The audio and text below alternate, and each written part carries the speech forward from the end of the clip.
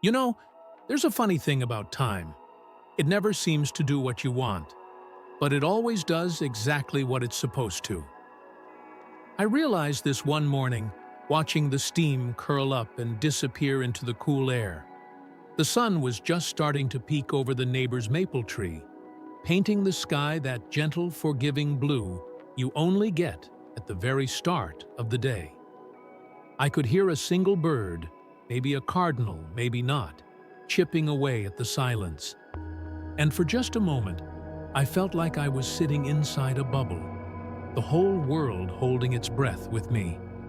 It was quiet enough to hear my own thoughts, which is a blessing and a curse, depending on the day. That morning, it felt like a blessing. I took a slow sip, let the coffee warm my hands, and tried to remember when I'd started feeling like time was my enemy. It wasn't always this way. When I was young, time was something I barely noticed. Somewhere along the way, though, the days started to feel like a race.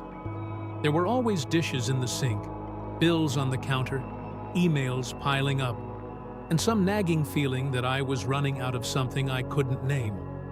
Even when I tried to slow down, I'd find myself glancing at the clock, counting down the minutes until the next thing. But it's a strange thing to feel guilty for resting. I'd wake up with a knot in my stomach, already behind before my feet hit the floor. Looking back, I can see how ordinary it all was. But tomorrow has a way of looking a lot like today, unless you do something about it.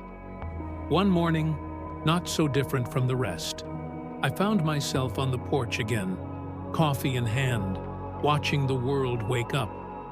I took a deep breath and realized I couldn't remember the last time I'd just sat and noticed the morning.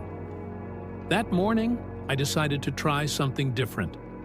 Not because I thought it would fix everything, but because I was tired of feeling tired. I told myself I'd sit on the porch every morning just for a few minutes before the day started. It didn't feel like much. Honestly, it felt a little silly at first, but together, these small changes started to add up. I wasn't just filling time, I was living in it. That's how I made friends with time. Not all at once, but little by little, day by day. So here's to slow mornings, to quiet moments, to making friends with time.